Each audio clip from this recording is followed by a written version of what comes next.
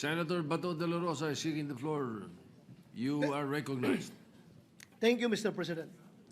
The last time I know that Bryce Hernandez was cited in contempt and was issued commitment order to the USAA detention room.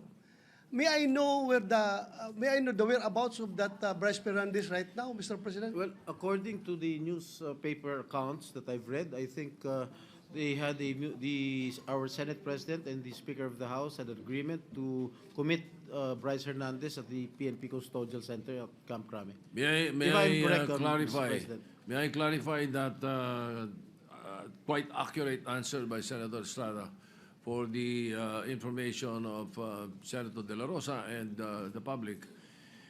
Yesterday, after the hearing, or during the hearings that they were conducting in the House, Speaker Martin Romualdez called me and said that their committee was allowing Mr. Hernandez to remain in the House and in the House of Representatives, and that he was requesting that he not be returned back to the Senate because of some fear for his life. That is according to him. So what I did was I asked the Speaker what he plans, because we cannot allow that. I said he is under our custody and therefore he is in contempt in the Senate. Pag iniwan namin sa inyo, sabi ko, ibig sabihin niyan para namin pinawalan. Correct, Kaya Mr. hindi President. ako pumayag. Correct. So Correct. what I did was I asked the Sergeant at Arms to bring Mr. Hernandez to the PNP Custodial Center, and that is where he is now. Still under the care of the OSAA. Mr. President, is there a possibility that we can commit him back here in the Senate? Of course, during he is still under custody of the Senate, and therefore No, let him be jailed here, Mr. President. indirects. We had to give in to the request of the Speaker that he be not returned here as. Yeah, but Mr. President, I think as we speak, the jurisdiction of the person of Bryce Hernandez belongs to the Senate. Yes, and that's why we can call him here anytime we need him. Thank you, Mr. President. Yeah. Senator Alan Cayetano is recognized. Sir President, on that The point, minority leader is recognized. may I know, Sir President, will that be the new rule? Because under the present rule, kung sino may jurisdiction, siya yung magde-decide. So for example, siya ay incarcerated under RTC. So magpapaalam tayo sa RTC kung pwede nating hiramin. So nagpaalam sila sa atin kung pwede natin nila hiramin yung witness. Kasi insulto po sa atin yung sabihin may mangyayari sa kanya dito. Unang-una po, 24 tayo na lahat independent. Sinabi na rin po ng Senate President na ginagalang natin na independent ang Senate. Never naman po nagkaroon ng problema dito. ZTE, Pangulo pa. I remember dito, muntik kaming maghablutan if Senator Lacson remembers with former Congressman Andaya, with our other witnesses, with Secretary Neri. Di ba, parang may PSG pa atang pumasok, whatever, no? But we were able to handle it well and come to a conclusion. My point, Mr. President, is this. What if the reverse happens now? What if we borrow a witness from the House? Is that the new rule now? Na PNP custodial na? Or makikiusap tayo pabalik sa House? Because I don't think we should change rules without doing it either in caucus as a group. But I see the wisdom, Mr. President, of your immediate action. I'm not questioning your immediate action, Mr. President. I'm just asking, moving forward, shouldn't we keep the old rule na kung sino may custody, yun ang mag-keep nung custody niya, Mr. President? Yes, and that is the decision that the presiding officer made last night. Indeed, you are right. He is in our custody. Now, what we did yesterday was what we call parliamentary courtesy in accepting the proposal that he be not returned here, but still under the care of the Senate. Now, in the issue of, let's say, keeping it here or previous tradition that the Senate may cite in contempt anyone and keep him here. We have also placed a witness to Muntinlupa, if you will recall. Yes. We also even sent somebody to the Pasay City Jail. So I don't see any reason why we cannot commit this particular fellow to the PNP Custodial Center. But then again, I will leave it to the decision of the body. That was my decision last night. But if there is something that is a new decision that you would want, I will throw it to the body. Mr. President, I respect your decision, and I will tell you if I don't. I have always been honest and told you what I thought, no? And I do agree that certain decisions have to be made right away by the Senate President at that point. And you do not want a constitutional crisis or ayaw natin mag-agawan ng witness sa gitna ng and perception is important. Kung nakipag-agawan po kayo o tayo kagabi, it would appear na baka may katotohanan yung sinabi about senators, kaya pinipilit natin dito.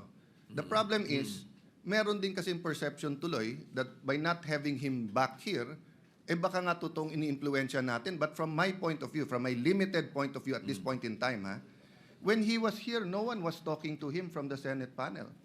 But according to Senator Marcoleta, he got information that the witness was being asked to single out senators there. So only God knows if Senator Jinggoy is the good one or the better one. Only God knows the totality of accusations against Brother Joel. But what do I know? I know na si Brother Joel, 2016 pa lang, 2017, when I left the Senate to go to the DFA, speech na ng speech to tungkol sa flood control eh. Even President Duterte had a speech na ang problema ko, DPWH. Never tinago ni ano yun, ni President Duterte. Nandun yun po, nasa Facebook, nasa TikTok na sinasabi niya, baka may ghost project pa. 2022, to be fair to our new chairman of the committee on the Blue Ribbon Committee and the Senate President, you weren't here at that time, but I'm sure you monitored it. Tinuturo naman ni Secretary Bonoan kung bakit nagkaganon yung budget at ba't suddenly lumaki na naman yung budget. No? So the point is, Mr. President, perception here matters. Tomorrow ba or the next day, we will announce, I think Malacanang has already said they will announce a independent commission. The minority has not discussed whether we will support it or not. Personally, I support it. But just like Ferdinand Marcos Sr., he always asked the opposition for one member. Kasi kahit gaano ka-independent ang members niyan, kahit anong integrity niyan, tao pa rin yan eh. Pwedeng may agenda pa rin yung mga yan. So we will discuss in the minority. For example, kung maglalagay sila doon, do they commit? Hindi sila tatakbo for national office in 2028. Baka may integrity nga. Gagamitin naman yung commission to run in 2028. Will they sign also that wala silang conflict of interest? Because some of the credible people now being interviewed are part of conglomerates and are working for oligarchs that also have their interests, maybe not in infrastructure, but on other things. So ang point ko, Mr. President, na-disrupt yung sistema ng corruption, which is good. Pero ang ginagawa pabalik ng mga corrupt, dinidisrupt din tayo eh. Dinidisrupt din yung mga nag-imbestiga. That's why yesterday, I'm happy we have a consensus, the majority and minority, that we should continue our hearings. Iba yung sa House. I mean, wala tayong pakialam doon. If we agree with it or not, nasa sa kanila yon. Kung nag-iimbento sila o totoo sinasabi nila, yan ang sistema eh. Democracy is messy. Tayo po dito, respetuhin din nila. Kung may problema sa miyembro natin, 24 naman po tayo. We call out each other and we find a way to still have coffee or merienda together in the lounge. Sometimes not for 1 week because we're upset at each other. But that's the system, Mr. President. So again, Mr. President, I support, I acknowledge your right and the wisdom of deciding that last night. But personally, I don't know my companions in the minority. Personally, labanan ngayon ng perception. Tutuloy ba yung mga hearings? Sino ba ipapatawag? kakampihan ba natin mga senador porke kapwa senador yon? Pwede ba magsalita yung iba kasi dati siyang DPWH, kasi dati siyang speaker, dati siyang all of this will be there, Mr. President, no? If only we could have the speeches of Senator Lacson in like yesterday in such an orderly manner. But hindi po ganun pagka pag nandiyan na yung mga witnesses eh. Ang katotohanan po nun, kung 10 yung witness, unless we have 1 witness at a time, pero kung 10 ang witness, 10 ang senador, you cannot stop any senator kung sino tatanungin niya doon, Mr. President, di ba? So yun po ang problema lang, that since this involves high-ranking people and the PNP is not under the Senate, it creates another perception who controls who. But thank you for informing us that TUSAA is there and they're looking at that. No? But Mr. President, sa akin lang po, kung babaguhin yung rule, so I acknowledge you're not changing the rule. You made a decision and is throwing it back. But kung babaguhin yung rule, I think we have to discuss it thoroughly.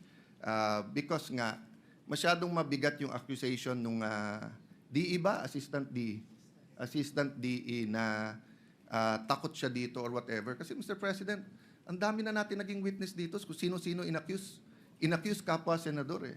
Never naman. I think, when I was Blue Ribbon Chair, I just remember si June Losada natulog pa sa couch sa opisina ko. Sa baba, I think I only visited 1 witness once. Otherwise, hindi eh. So, anyway, Mr. President, thank you for your patience in hearing us out. But may I defer to the chairperson now of the committee.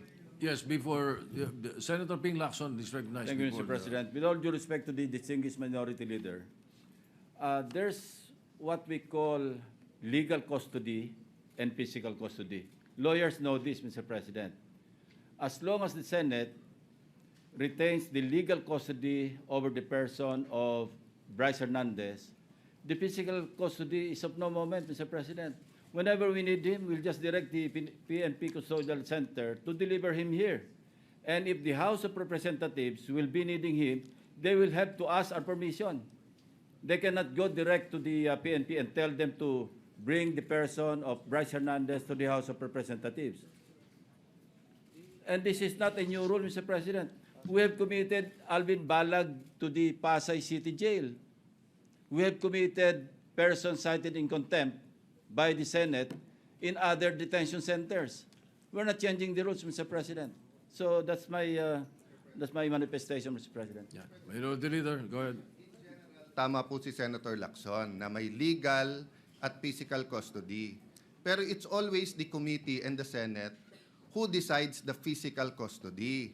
So in the case na sinabi yung Pasay City Jail, it was the decision of Senator Dick Gordon and the committee na doon ilagay. In fact, ayaw nila eh. Yung mga kinulong doon, gusto nga dito. In this case, it is the witness, Assistant DE, saying, wag niyo akong dalhin doon, tapos siya yung nasunod.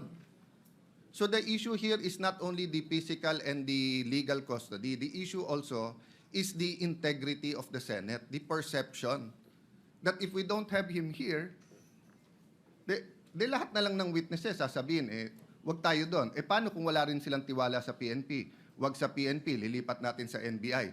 The peculiarity of this case is that it wasn't the House, nor the Senate, nor the PNP, nor the intelligence community making the request. It was the witness. I beg to disagree. It was Speaker Martin Romualdez who was asking me. Yes, I